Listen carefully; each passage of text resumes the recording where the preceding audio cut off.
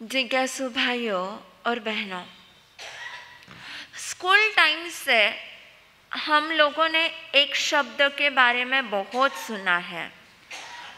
सुना ही नहीं, उसके बारे में बहुत पढ़ा भी है, बहुत उसका अध्ययन भी किया है, स्टडी भी किया है। बता पाओगे उस शब्द को? वह शब्द है युद्ध। वह शब्द है युद्ध। स्कूल टाइम में हिस्ट्री में बहुत बार पढ़ा है कि युद्ध क्या होता है, कैसे होता है। शायद मुझे ये समझाने की ज़रूरत नहीं है कि युद्ध कैसे किया जाता है या कैसे होता है। समझाने की ज़रूरत है नहीं। बहुत सारे युद्ध हुए हैं। इतना ही नहीं, अमेरिका का और जापान का जो युद्ध था बहुत भयंकर युद्ध था। अमेरिका के राष्ट्रपति ने जब जापान के हिरोशिमा पर अणुबम डाला, बंधुओं क्या भयंकर हालत थी वो। एक रात में 2 लाख लोग मारे गए थे, एक ही रात में। इतने भयंकर युद्ध हुए। ये युद्ध सिर्फ स्कूल की किताबों में ही नहीं उसका वर्णन आता है, बल्कि हमारे आगमों के पन्नों में भी युद्ध का वर्णन हुआ है। कहाँ कहाँ पर कैसे कैसे युद्ध हुए, बहुत सारे उसके वर्णन आए हैं। ऐसे आगे चलते चलते वो युद्ध की परंपरा अभी भी शुरू है। उत्तर कोरिया कहो, पाकिस्तान कहो, और अभी का प्रेजेंट का कहो तो यूक्रेन और रशिया का युद्ध। अभी तो ये भी चर्चा सुनने में है कि चीन और ताइवान भी युद्ध के कगार पर खड़ा है। चारों ओर ऐसा युद्ध का माहौल है। बंधुओं, युद्ध सिर्फ देश की सीमाओं पर ही नहीं होते हैं।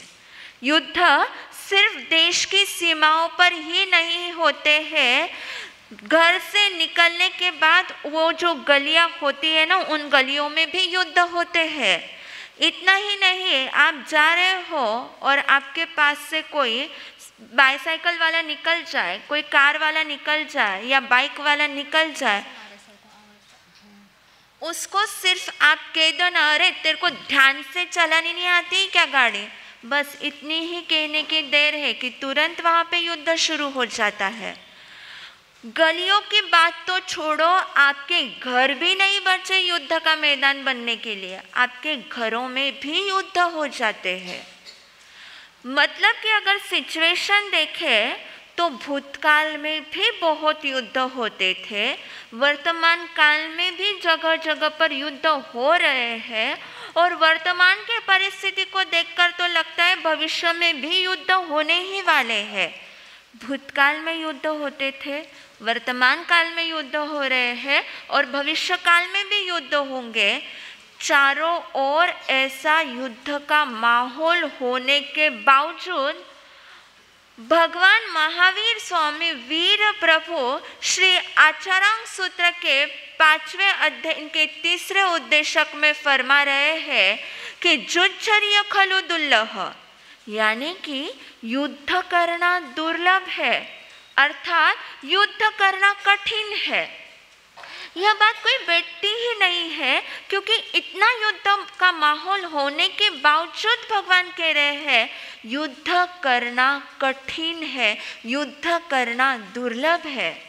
क्यों ऐसे भगवान ने फरमाया? वो भी मेन आगम आचारांग सूत्र में प्रभु ने फरमाया है कि युद्ध करना दुर्लभ है। बंधुओं, प्रभु राजघराने से थे, प्रभु क्षत्रिय वंश के थे, इसलिए प्रभु को युद्ध करने का बहुत ज़्यादा शौक था। प्रभु भी युद्ध करते थे, हम भी युद्ध करते हैं। दोनों के युद्ध करने में सिर्फ थोड़ा सा अंतर है। हम दूसरों के साथ युद्ध करते हैं और प्रभु खुद के साथ युद्ध करते थे। इसलिए प्रभु ने आगे आचारांग सूत्र में फरमा दिया है, इमेन चैव जुज्झाई, अपने स्वयं के साथ युद्ध करना दुर्लभ है। आज दिन तक दूसरों के साथ लड़ते आए हैं, दूसरों के साथ झगड़ते आए हैं, दूसरों के साथ युद्ध करते आए हैं, तो पता है कि दूसरे के साथ युद्ध कैसे करना है, दूसरे के साथ झगड़ना कैसे है।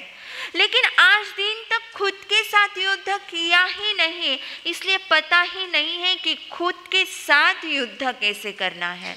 आज इसलिए वो ही चीज़ हम सीखेंगे कि प्रभु ने खुद के साथ युद्ध करना कैसे बताया है, कैसे स्वयं के साथ युद्ध करना है। तो चलो बंधुओं, थोड़ा युद्ध के थोड़े से रूल्स हम लोग देख लेंगे। कोई भी राजा को शत्रु पर अगर आक्रमण करना होता है ना, तो सीधे धड़ाम से आक्रमण नहीं कर लेता है। वो है ना, पहले चेक करता है कि शत्रु कितना ताकतवर है, शत्रु की लड़ने की कैपेसिटी कितनी है, शत्रु के पास संपदा शस्त्र कितने हैं। इनडायरेक्टली वह यह चेक करता है कि अगर शत्रु ज़्यादा ताकतवर है, सेकेंड चीज, क्या शत्रु से ज़्यादा मैं ताकतवर हूँ। दो चीज़ देखता है, शत्रु ज़्यादा ताकतवर है या मैं शत्रु से ज़्यादा ताकतवर हूँ। यानी कि एक तो शत्रु कमज़ोर हो सकता है या मैं कमज़ोर हो सकता हूँ। अगर उसको ध्यान में आ जाता है कि मैं शत्रु से ज़्यादा ताकतवर हूँ, तो वो वहाँ पर शक्ति का प्रयोग करता है, अपने बल का प्रयोग करता है। लेकिन जब उसे ध्यान में आ जाता है कि शत्रु मेरे से ज़्यादा ताकतवर है, तो वहाँ पर वह छल का प्रयोग करता है। कंडीशन ध्यान में आ गई। दो टाइप की कंडीशन होती है शत्रु के साथ, एक तो शक्ति का प्रयोग, एक तो बल का प्रयोग, नहीं तो सेकंड होता है छल का प्रयोग। सेम चीज़ हमारे लाइफ में हमारे अपने साथ युद्ध करते हुए ये दो ही रूल हमें चेक करना है, हमें हमारे लाइफ में अप्लाई करना है। हमारे सबसे बड़े शत्रु है, हमारे अपने सबसे बड़े शत्रु है हमारे दुर्गुण है।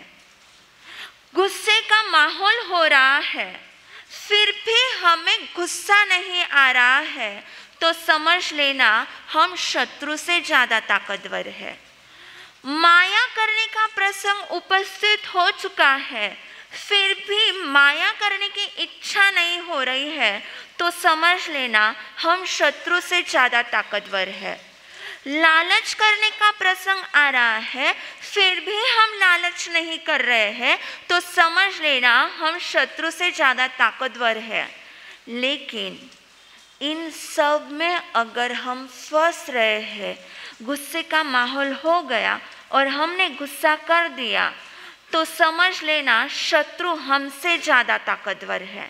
लोभ हमारे से हो गया, तो समझ लेना हमसे ज़्यादा शत्रु ताकतवर है, और वहाँ पर मुझे छल का प्रयोग करना है और स्वयं के साथ युद्ध करते हुए स्वयं के शत्रुओं को यदि हराना है, छल का प्रयोग करना है, तो सिर्फ और सिर्फ एक ही प्रयोग करना है। जो भी दुर्विचार मन में उठ रहा है, ध्यान से सुनना ये लाइन, जो भी दुर्विचार मन में उठ रहा है, उसे ना तो शब्द की साथ देनी है और ना ही शरीर की साथ देनी है। भले ही गुस्सा करने का मन हो जाए ना, वो मन में ही रहने दो, उस गुस्से को शब्दों और शरीर के साथ कभी मत देना। ये होता है स्वयं के साथ अगर युद्ध करना है और छल का प्रयोग करना है, तो मन में जो भी दुर्गुण उठ रहा है, उसे ना तो मुझे शब्द के साथ देनी है और ना ही शरीर के साथ देनी है। बंधुओं, कोने में पड़ी हुई चिंगारी, कोने में पड़ी हुई चिंगारी को अगर पेट्रोल का साथ मिल जाता है, तो भयंकर आग का रूप ले लेती है। कोने में पड़ी हुई चिंगारी को अगर पेट्रोल का साथ मिल जाता है, तो भयंकर आग का रूप ले लेती है।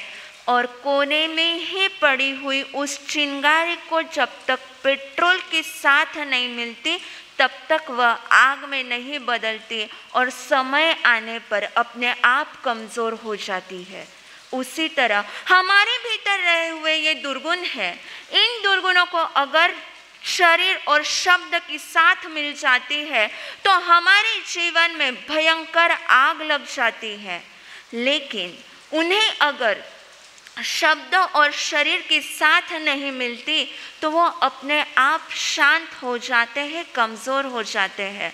और हमारे भीतर एक इतना भयंकर दुर्गुण है ना कि जब तक उसे शब्द और शरीर के साथ नहीं मिलती तब तक वह अपना सिर ऊंचा नहीं उठा सकता और इंसान वही गलती करता है, उसे शब्द और शरीर के साथ दे देता है और उस दुर्गुण का नाम है पूर्वाग्रह। उस दुर्गुण का नाम है पूर्वाग्रह कि पहले के आग्रह को छोड़ना ही नहीं, उसे कहते हैं पूर्वाग्रह। वह पूर्वाग्रह कब मित्रों को शत्रु में बदल देता है पता ही नहीं चलता। यह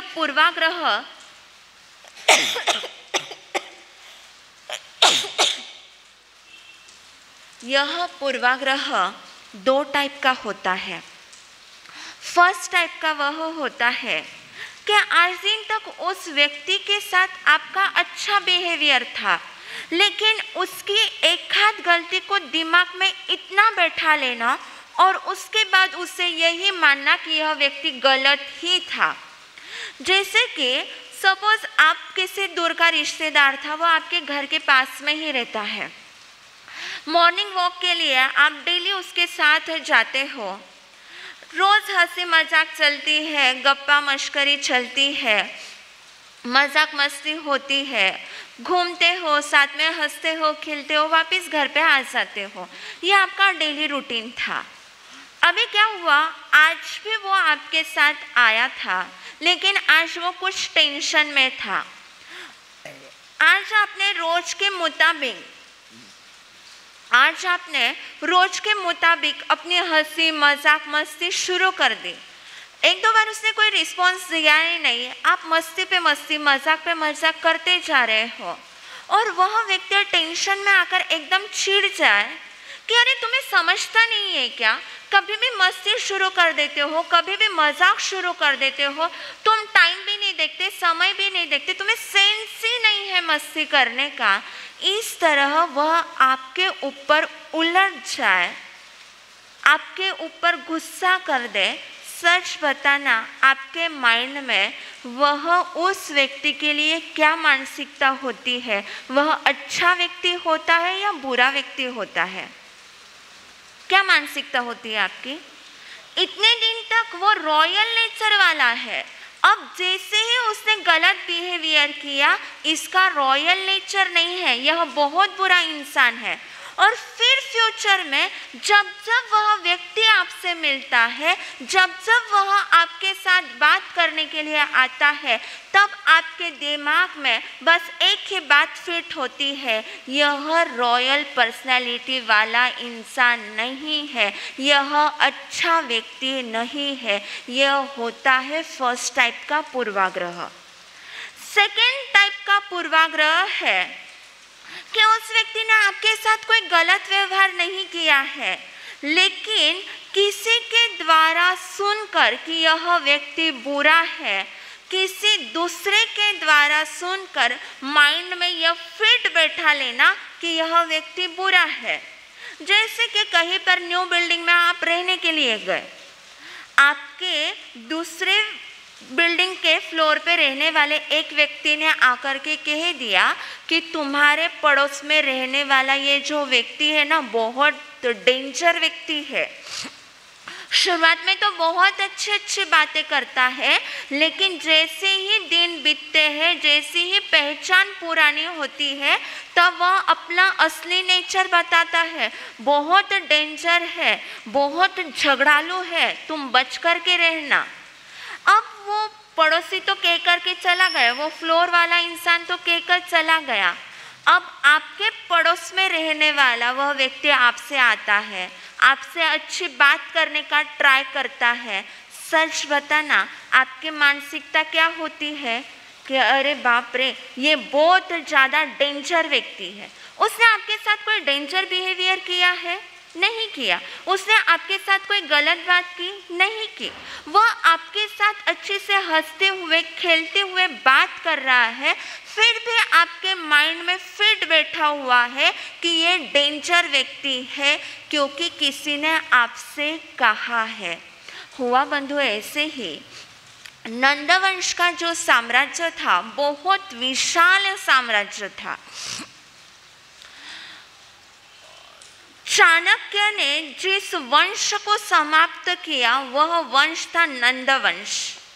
उस नंदवंश में महापराक्रमी एक राजा था, महानंद राजा करके था। बहुत विशाल उसका साम्राज्य था, बहुत बड़े बड़े उसने काम किए थे। उसके इन कामों में उसको सहयोग दिया था उसके प्रधानमंत्री शकड़ाल ने। अगर शकड़ाल नहीं होता तो महानंद का इतना साम्राज्य विस्तार होता ही नहीं था, उसकी इतनी लोकप्रियता बनती ही नहीं थी। शकड़ाल के दो पुत्र थे, एक था स्थूलीभद्र और दूसरा था श्रीयक। अब श्रीयक का विवाह का प्रसंग घर में था। शकड़ाल ने सोचा कि मैं बहुत बड़े बड़े लोगों को मेरे घर पर विवाह के प्रसंग में आमंत्रित करूंगा, राजा भी मेरे घर पे आएंगे, उनको भी तो मुझे कुछ ना कुछ तोहफा तो देना पड़ेगा, और राजा को तो राजा के हिसाब से ही तोहफे देने पड़ेंगे। सादा सिंपल तोहफा दे दूंगा तो मज़ा नहीं आएगा।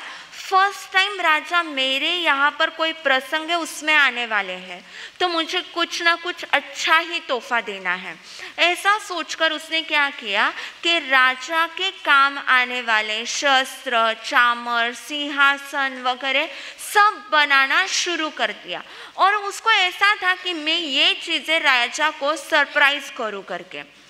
तो उसने अपना जो अंडरग्राउंड था वहाँ पर पूरे 100 लोग लगाकर ये काम शुरू कर दिया है।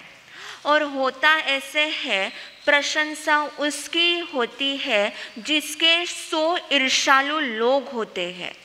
शकड़ाल प्रधानमंत्री की भी प्रशंसा होती थी और उसके भी ईर्ष्यालु लोग थे, उससे भी ईर्ष्या करने वाले लोग थे। उन लोगों ने राजा से जाकर के कह दिया, राजन, हमारी बात पर शायद आपको भरोसा नहीं होगा, शायद हमारी बात सुनकर क्या आपको हमारे ऊपर गुस्सा भी आ सकता है, लेकिन राजन, हम आपका हित चाहते इसके लिए कहने के लिए आए हैं। शकड़ाल आपके खिलाफ युद्ध करने की तैयारी कर रहा है। राजा सुनकर के शौक हो गया, मेरा प्रधानमंत्री और शकड़ाल ऐसा तो कर ही नहीं सकता। हाँ राजन, उसने युद्ध की सामग्रियां बनानी भी शुरू कर दी है। तुम्हारे पास प्रूफ क्या है? राजन, आप गुप्तचरों को भेजो और पता लगाओ कि शकड़ाल के अंडरग्राउंड में क्या काम चल रहा है, आपको हमारी बात पर भरोसा हो जाएगा। हुआ ऐसे ही, राजा ने जो है अपने गुप्तचरों को वहाँ पर अंडरग्राउंड में भेजा है। नज़ारा जो था दिख चुका है और वहाँ पर राजा के दिमाग में पूर्वग्रह ने एंट्री कर दी है और शकड़ाल की इस पूर्वग्रह के कारण प्रधानमंत्री शकड़ाल की मृत्यु हो चुकी है बंधुओं। मात्र एक पूर्वाग्रह के कारण शकड़ाल जो गिफ्ट राजा को देने वाला था वो ही गिफ्ट राजा के लिए पूर्वाग्रह बन चुका है और अपनी सफलता में सहयोग देने वाले शकड़ाल मंत्री को सदा के लिए वह राजा खो चुका है। इसलिए बंधुओं, ध्यान रखना, कभी भी गलत फहमी का शिकार मत बनना। जो गलत फहमी का शिकार बन जाता है, पूर्वाग्रह अपना कब्जा वहाँ पर कर लेता है। इंसान क्यों पूर्वाग्रह का शिकार बनता है? तो सिर्फ और सिर्फ एक ही मानसिकता के कारण। उसकी मानसिकता बन चुकी होती है कि सामने वाला व्यक्ति कभी सुधरेगा ही नहीं, सामने वाला व्यक्ति भी कभी सुधर सकता है, यह मानसिकता कभी होती ही नहीं है। बंधुओं, सच बताना, आज आज गिर चुकी बिल्डिंग कल वापस बन सकती है, इस बात पर आपको भरोसा है। आज फट चुका दूध कल जामुन बन सकता है, इस बात पर भी आपको भरोसा है। आज दिख रहा रेगिस्तान कल हरियाली में भी बदल सकता है, इस बात पर भी आपको भरोसा है। आज मेला दिख रहा कपड़ा कल सुंदर उजाला बन सकता है, इस बात पर भी आपको भरोसा है। तो आज बिगड़ा हुआ व्यक्ति कल सुधर सकता है, इस बात पर आपको भरोसा क्यों नहीं है? कि भले ही आज वो बिगड़ चुका है लेकिन कल सुधर सकता है, यह बात एक्सेप्ट क्यों नहीं होती है? उस बात को एक्सेप्ट कर लो। अभी मन में वापस सवाल आ रहा होगा, क्या सभी बुरे लोगों के प्रति सभी कपटी व्यक्ति सुधर सकते? क्या ऐसी मानसिकता हम अपना लें? कैसे अपना लें? बंधुओं, आपको कोई सोने की अंगूठी गिफ्ट करना चाहे, क्या आप उसको लोगे? हाँ या ना? ले लोगे? अच्छा, वह कहीं कीचड़ से भरी हुई होगी तो भी लोगे? लोगे या नहीं? हाँ या नहीं? ले लोगे। कीचड़ से भरी हुई है तो भी ले लो। अच्छा, वह कैसे टूटी हुई है तो भी उसको लोगे या नहीं लोगे? ले लोगे। सोने की अंगूठी है, कीचड़ से भरी हुई है, कहीं से टूटी हुई है, फिर भी आप उसको ले लोगे, वो भी खुशी खुशी। 4 लोगों को बताओगे कि उसने मुझे सोने की अंगूठी गिफ्ट की। पता है क्यों? सोना चाहे किसी भी रूप में रहो, सोने का मूल्य खत्म नहीं होता। इंसान चाहे जीवात्मा चाहे आज किसी भी रूप में हो, लेकिन धर्म के क्षेत्र में उसका मूल्य सोने के अंगूठे से भी मूल्यवान होता है। हमारा इतिहास साक्षी है इन बातों के लिए। अर्जुन माले जैसा हत्यारा, रोहिणी जैसा चोर, ऐसे भयंकर क्रूर हत्यारे और चोर भी यदि सज्जनों की सूची में आ सकते हैं, तो एक दुर्जन व्यक्ति का नंबर सज्जन व्यक्ति के लिस्ट में क्यों नहीं आ सकता? ज़रूर आ सकता है। इसलिए बंधुओं, जीवन में कभी भी पूर्वाग्रह का शिकार मुझे बनना नहीं है। मुझे स्वयं के साथ युद्ध करना है। तो इस पूर्वाग्रह के दुर्गुण को मुझे परास्त करना है। तो निश्चित ही सिद्धशिला पर आसीत होने का सौभाग्य हमको मिल सकता है। इन्हीं शुभ मंगल भाव के साथ बोलिए भगवान महावीर स्वामी की जय।